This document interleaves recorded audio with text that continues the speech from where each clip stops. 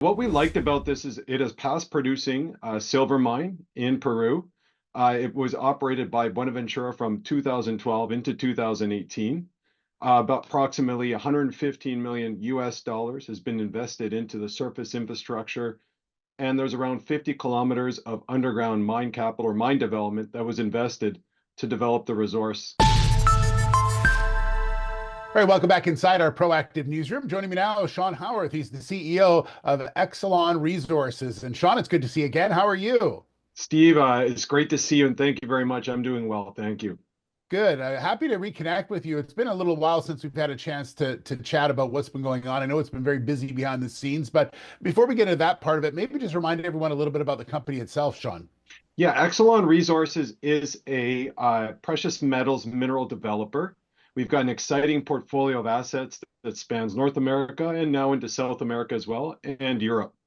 Yeah. Recently, Steve, we announced the acquisition of the past producing Maye silver mine in Peru, and we're excited to talk about that further. Yeah, so let's talk about that. I know you sort of close it towards the end of the year, and a lot of people were wondering about, what's the next steps for that. So tell me a little bit of what you liked about this and what you see going forward. Yeah, what we liked about this is it is past producing silver mine in Peru. It was operated by Buenaventura from 2012 into 2018. About approximately 115 million US dollars has been invested into the surface infrastructure, and there's around 50 kilometers of underground mine capital or mine development that was invested to develop the resource. So we see this as a near-term opportunity for Exelon to leverage its past operational experience to bring this mine back into production in short order. And we should mention that it's fully permitted to go back into production as well. So a lot of the steps that you would take have already been taken, right? Yeah, that's correct. It's fully permitted for mine restart. The tailings facility that's there is existing, has capacity for the next 2 to 3 years of operation, and it has an initial mineral resource.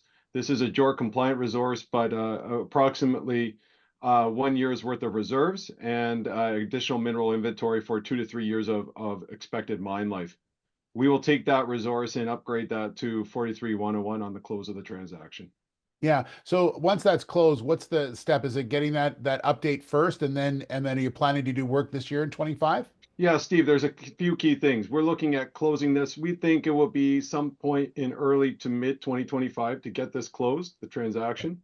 The next step is getting back into the underground and restarting the mill. We look at this as probably a 3 to 6 month process, where we could be producing silver as early as Q3, Q4 of this year. So then, Sean, is the idea then to use that capital to look at some of the other projects you have within the portfolio and provide work on those, sort of give everyone an update on what's going to be happening elsewhere in the company in 25? Yeah, so we're excited to go back and start exploring also at the Kilgore project in Idaho. So key is generating cash flow from Maye could potentially support other project development that we have, most specifically in Idaho. And playing on a couple of key narratives with Idaho is the deeper exploration, looking for high grade potential in select areas of the existing ore body that we've defined out in that project. Yeah. And do you feel that being in Idaho is a real positive right now with what's going on? Just I don't want to get too political, but having an operation in the U.S. right now seems to be key as long as trying to get funding from the U.S. government. Idaho is a fantastic place to be doing resource development, and we have strong supporting partners. The Forest Service, we're on Forest Service land, continues to support the project. We are fully permitted for exploration activities. Yeah, but most recently as well, the Brad Little's announcement that the state of Idaho is looking at ways to streamline the process undoubtedly creates or unblocks some challenges, administrative challenges that you see within the state as well. That's correct. Yeah. And lastly, obviously you've made an acquisition towards the end of the year. Are you looking at other potentials as well, or do you like where you're at right now, Sean, with the company? So a priority for us was to get back into a producer status. Okay. What Exelon was 2 to 3 years ago when it was operating the Platosa mine. We have the operating experience and the expertise to do this.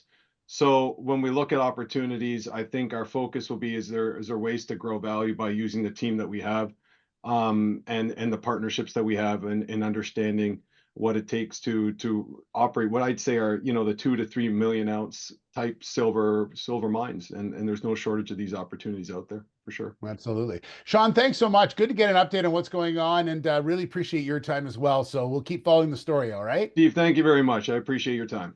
All right. There's Sean Howarth. He's the CEO of Exelon Resources.